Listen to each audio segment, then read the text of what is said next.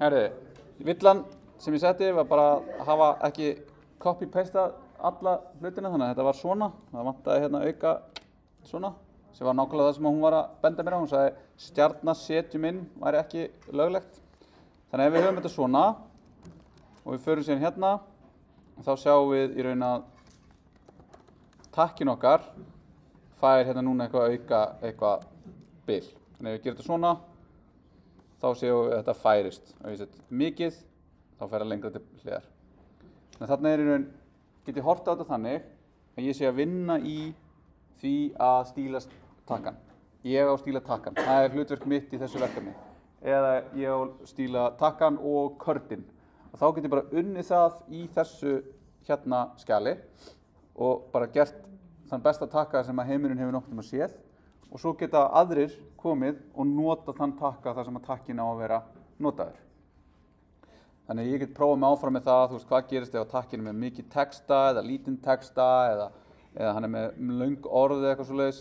Og þá get ég bara verið með eitthvað, ég veit ekki hvernig maður myndi setja upp, þú veist, hvað gerist núna? Þetta er rosalega langur takki, ok, hann overflowar geðið mikið.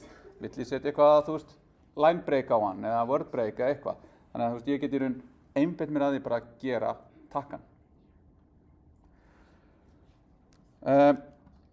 Þannig að svona getum við notað SAS og browsing saman til þess að í raun að vera með eitthvað svona þróunarumhverfi sem er að keyra þetta saman. Og síðan það sem við munum sjá síðan í JavaScript-hlutunum er að við munum bæta við öðrum svona tólk fyrir JavaScript-virknina. Þannig að við erum í raun að keyra mörg forrit í einu sem er alltaf að fylgjast með því hvað við erum að gera í textaritlinum okkar og bregðast við því þegar við erum að vista skjölun okkar og recompila og gera alls konar. Þannig nú erum við fyrir að búa til svona tóla keðju einhverju sem við erum að nota. Hvað ertu með í styles.ss? Styles.ss, þessi? Já, og hérna myndi ég segja sko að ef við værum að gera þetta, þá væri þessi hérna bara að importa einhverju öðru. Hún er bara að sækja og raða hlutunum upp. Og svo þurfum við náttúrulega að passa upp á hérna að importa þessi réttri röð miðað við það hvernig kaskeitið okkar er. Af því að þetta hérna munir birtast neðst, þannig ef það er eitthvað þarna sem að ætti náttúrulega ekki að vera, sem að geti yfirskrifað eitthvað í einhverju fyrir ofan, að þá myndum við lenda í einhverjum vandræðum. Þannig að þarna getum við farið að skipta upp verkefnum okkar. Það er bara fjári gott að gera það þegar við erum að vinna í svona stórum verkefnum. Og þá getum við að fara að nota hérna, ef við förum hérna og keyrum command palette, nei, hvað heitir það sem að er, hvað heitir það? Svo ef við gerum command P, hvað heitir þetta? File, veit ekki, þetta er bara quick, hérna, opna hérna, ég gerir command P, þá fæ ég þetta upp og þá getur ég bara skrifa button. Þá getur ég hoppa strax yfir í button-skjalið, eða ég skil að skrifa header, getur farið beint í header. Þannig að ég get líka verið fljótari að navigera í gegnum kringum skrárnar og þær skrár sem ég er að nota í því sem ég er að búa til. Já.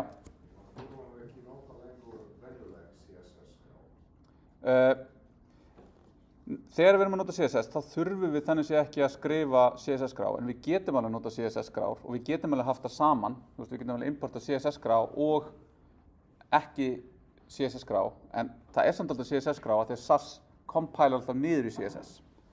Og það er svona seinasta sem að ég ætla að fara yfir hérna, þannig við skiptum yfir í hérna að skoða stylint, er að þetta hérna, ef við skoðum hér, þá erum við með eitthvað bara sem að browsersync hérna injectar fyrir okkur, en við erum samt hérna að vísa í styles.css og styles.css er bara þessi CSS-skrá, þetta er bara nákvæmlega sama á þessi hérna, sem er bara með CSS, sem er bara búið að þýða úr SAS yfir í CSS. Og aukalega er það með þetta source mapping hérna, sem er þessi hérna skrá, sem inniheldur fullt af einhverjum merkjum hérna. En það sem að þetta gerir er það að ef ég núna ætla að debugga af hverju svona rosalega mikið bil hérna milli heitisins og stjörnunar, þá get ég inspektað og ég get séð hérna button, ég get farið hérna í button og ég sé button emoji í button CSS í línu 10 og ef ég íti hér þá sé ég í raun bara SAS skrána. Þannig að það sem að þetta source map gerir að búa til möppunarfall úr þýdda CSS-inu yfir í original skrána sem að þetta var til úr. Þannig að við þurfum ekki í raun að gera það sjálf í höndunum sem væri mjög leiðilegt. Sérstaklega við erum komið stór verkefni. Þannig að þá erum við komið þetta og þú veist, þetta svona og ef við fyrir hérna aftur í þetta eða bara í það sem að hérna, þessi hérna, þá erum við með þetta og þetta bara búið til að forriti fyrir okkur. Þannig að ef við fyrir núna og skoðum eitthvað eins og hi.is og við skoðum CSS sem á hi.is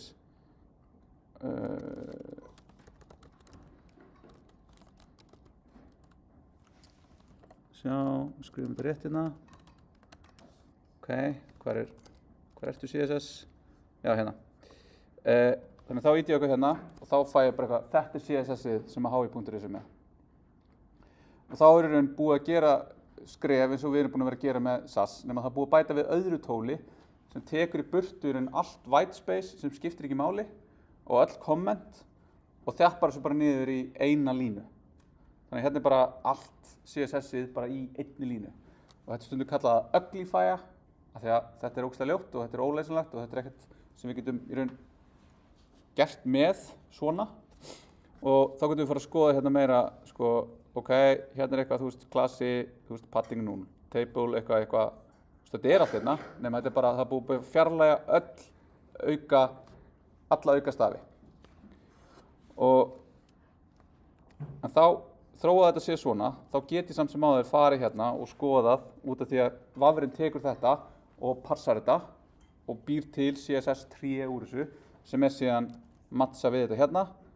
Þannig að ég sé hér að þetta kemur úr þessari rosalega skringilega nefndu CSS-skrá sem það bara hérna og þá þetta bara aftur bara gomma af einhverju óskiljanlegu hér. Og þetta í raun bara oft sett upp svona í verkefnum. Þetta bara svona bildskref sem á sér stað sem þá til þess að minnka það sem sent frá verkþjónunum til vafrans. Ok, þannig að þetta browsersync og SAS. Þetta alls ekkert einu tólin sem þetta notið þetta. Browsersync þú veist, fjörgamalt tól svona miðað við aldur annarra, en það bara vinnur þetta verkefni bara 4 vel ennþá. Það að segja svona hot reloada, en þegar við förum til að nota eitthvað annað eins og ef þið farið að fikta í React eða Svelte eða Vue eða einhverju svona frameworkum fyrir frammendaforritun, sem eitt af því sem við gerum í vefforritun 2, að þá öll þessi tól byggð inn í frameworkið. Þannig að við þurfum ekki að vera að spá í að setja þetta allt upp sjálf. Við erum að kaupa inn í eitthvað sem einhverju aðrir búin að segja og segja þetta leiðin til að gera svona vefforrit. En ef við förum síðan að taka því sundur og skoða hvað hérna bakvið, þá það á endanum bara einhver var að gera svona skref eins og við erum búin að vera að gera hér. Þannig að það eru bara ennþá fleiri og eftir því sem eru fleiri þá verður þetta bara ennþá flóknara. Einhverjar spurningar með þetta áður en við förum í næsta?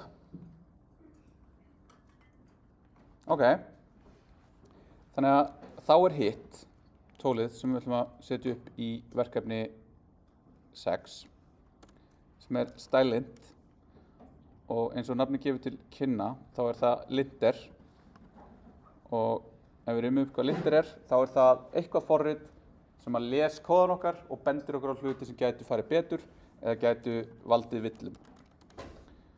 Og stylelint sérgert til þess að virka með styles, þá CSS eða SCSS eða stylus eða less sem eru svona önnur stór svona superset ofan á CSS. Og þarna þetta þannig að við veljum einhverjar ákveðnar reglur sem við viljum að kóðun okkar fylgi.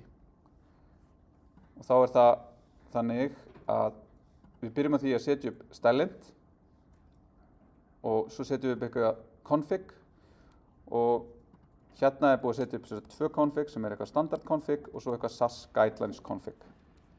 Þannig að við förum bara inn á Stylind vefinn. Þá er það aftur, eins og með browsersync, að við þurfum í rauninni að skoða til þess að vita hvað þetta tól býður upp á.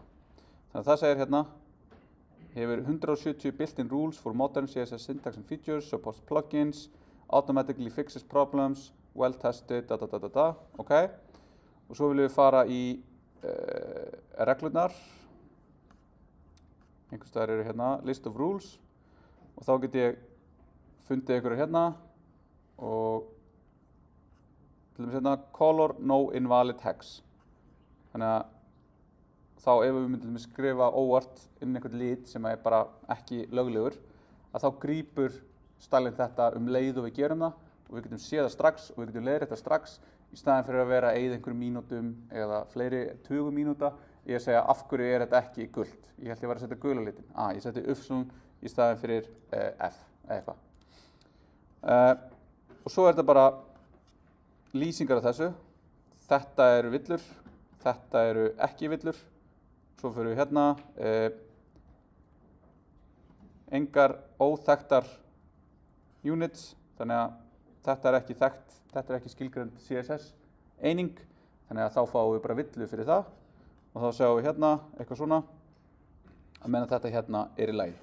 Og svo er þetta bara hellingur af svona reglum sem bara skilgreina hvað er svona góður siðir í því að skrifa CSS og síðan ef við förum í það eins og að nota þessa SAS guidelines, hvað er gott við að skrifa, þurfum að gera SAS.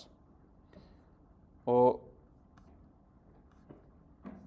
þá er hérna bara eitthvað sem við þurfum að gera, hvernig innstulum við þessu, hvernig notum við þetta, hvernig setjum við inn reglurnar. Þannig að núna þegar við erum að fara að nota þessu tól, þá fer að vera alveg krúsjál að skoða hvernig erum við að vinna með þessu tól. Þá er þetta yfirleitt þannig að það stendur eitthvað í readme-inu sem hjálpar okkur á stað. Installa og nota. Spurning?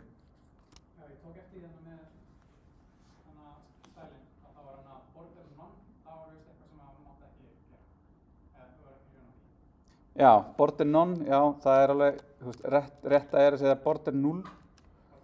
Já, en ég skrifa oft nonna þegar ég, bara einhver mjög gamall ávani, að það er einmitt þetta. Þetta er ávani sem að ég ætti að vera búin að losa mig við eða eitthvað og ég smita það til ykkar, þá kemur tólið og það segir þetta er ekki gott. En síðan er þetta með þessi tól að þegar við erum að nota þau, þá þurfum við ekki alltaf að vera sammálaðum. Og það sem er í raun bara stór kostur er bara svolítið svona, vera bara svona eins og í responsive, vera bara svolítið fluid, vera bara svolítið svona go with the flow og vera bara eiginlega sama hvernig nákvæmlega við erum með, en bara uppfylla þær kröfur sem að verkefnið er sett upp í. Og þegar við erum að vinna eitthvað svona verkefni saman, að sammælast bara, við ætlum að vinna svona saman, við ætlum að stilla tólið eitthvað svona, þannig að það bara grípi þetta. Þegar við erum komið þetta og við erum komið tólið svo pretty er, þá er þetta að láta þessi tólið spila saman, þannig að við bara vistum eitthvað og það bara autoformatast yfir í það sem er skilgreint rétt fyrir verkefnið. Og þá hættum við að þurfa að vera svona spá í þessu og getum farið að einblína á eitthvað skemmtilegt, svona eins og að leysa verkefni sem eru standið fyrir framan okkur. Þannig að þegar við erum búin að setja þetta upp, þá er þetta bara sama, keyra npm install,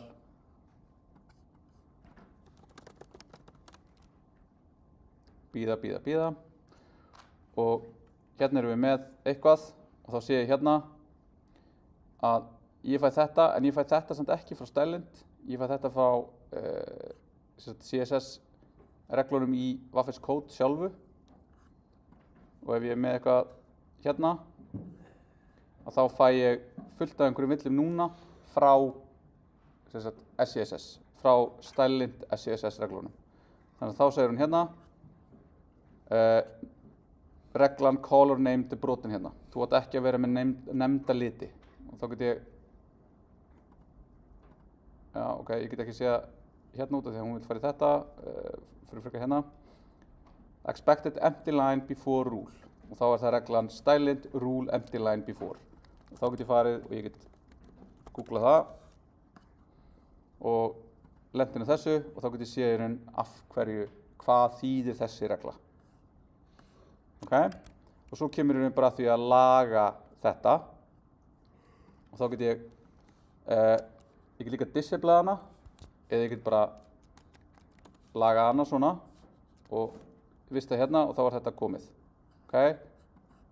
Svo sama hérna, þá komum við hérna expected nesting depth to be no more than 1. Þannig að þarna er regla sem er að gera það sama og ég segi í forskriftinni, ekki vera með of mikið nesting, af því að ef við takmarkum mikið nesting á einhverju leveli, þá bara nesti við endalaust og það getur lent í því að við búum til miklu fleiri tóma selektora en við myndum þurfa. Það er miklu betra að hugsa þetta og hafa bara eitt level af nesting og skrifa þá bara frekar fleiri klasa en færri í staðan fyrir að vera nesta of mikið. Og svo er hérna, þannig að við getum fært þetta hérna út, segjum hérna, unexpected, unknown unit, við getum lagað þetta og við getum lagað þetta í eitthvað svona, lögum hér og þá segir hún hérna við viljum hafa þetta í stafrófsröð og nú er ég ekki með neinar villur. En til þess að þetta hafi gerst, þá þarf ég að vera búinn að sækja mér styled extensionið af því að annars sé ég þetta bara þegar ég keyri tólið. Þannig að við undum þessu öllu og vistum þetta, förum aftur í terminal, að ég fer hérna og ég disabla þetta extension og ég reloada að þá er eins og ekkert sé að. En það eru samt hlutir að. Þannig að þá sé ég þá ekki fyrir en ég keyri þessa hérna skipin hérna, eða lint SCSS. En ég keyri npm run lint SCSS. Þá fæ ég allar þessar sömu villur við sáum á þann. Nema núna þarf ég að vera laga þær hérna og ég þarf að vera að mattsa hérna. Dygg. Já, ok, þessi. Dygg. Laga þetta. Þannig að með því að setja upp styled extensionið þá erum við að spara okkur mörg skref og þetta er reyndar, ég gleymdi að uppfæra pakkan hérna þannig að við þurfum að fara upp í útgáfu 14 en annað sem við þurfum að gera er að fara í extension settings við þurfum að fara hérna niður hér og við þurfum að bæta við SCSS. Þetta virkar ennþá út af því ég er í útgáfu 13 en leið og ég fer upp í útgáfu 14 þá hættir hún að gera þetta rétt. Þannig að ef þið installið þessu og setja upp styled þá gerist ekki neitt. Þú þurfum að fara hérna og bæta þessu við hér. Aftur, þetta er hérna extension settings og svo hérna í array of language IDs which should be validated by styled. Ok, þannig að þarna erum við komið með tól sem eru bara að hjálpa okkur við að skipta upp CSS-una okkar, passa upp á að við séum ekki að gera einhverjar kjánavillur sem að geta alltaf gerst og við erum bara að byrja að búa til þessar hérna lint. Já. Þannig að ef ég ger þetta svona þá er þetta ekki alveg því að hann kann ekki í raun á alla reglurnar en hann lagaði samt eitthvað og ég hef bara ekki skoðað nógu nýlega því að ég hef ekkert fyrkt að þessu tóli síðan að það var komið þessu 14 útgáfa ég veit ekki hversu vel það stendur hvort þú getur sett upp eitthvað á móti Prettier til þess að láta þetta bara laga allar auto-fixable villurnar. Já, akkurat þannig eru reglur sem er hægt að leiðrétta sjálfkrafa. En samt sem það er ekki alltaf, af því að það getur skipt máli, það getur skipt máli ef ég væri með font, shorthandið, og svo var ég með font family, eitthvað, og þetta er 1 pixel Arial, eða bara Times New Roman. Skiptir máli, ef þessi lína kemur á undan, þá verður hún yfirskrifuð á þessari línu. Þannig að það er semantískur munur í því hvort er á undan og hvert ekki, af því að þú veist, þetta setur eitthvað. Þetta hérna setur líka line height í eitthvað ákveðið, ef ég setjum þess ekki 1 rem hérna. Þannig að þetta getur sett þetta í default gildi, sem sagt, hvað hérna default gildin í shorthandanum eru. Þess vegna er ekki alltaf hægt að laga alla hluti sem maður myndi halda að væru hægt að laga sjálfkrafa. Já. Ok.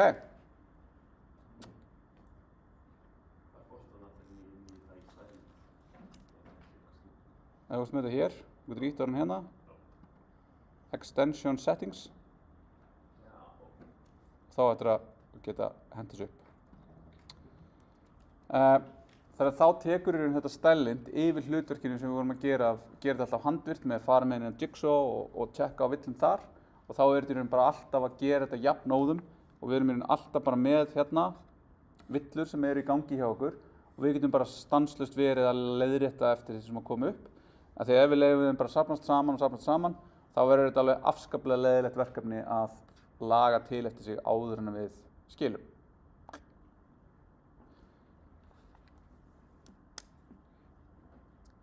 Þá þessari yfirferð okkar af CSS og tengdu lokið og við förum að snúa okkur að JavaScript nema að segja eitthvað. Senast. Going once.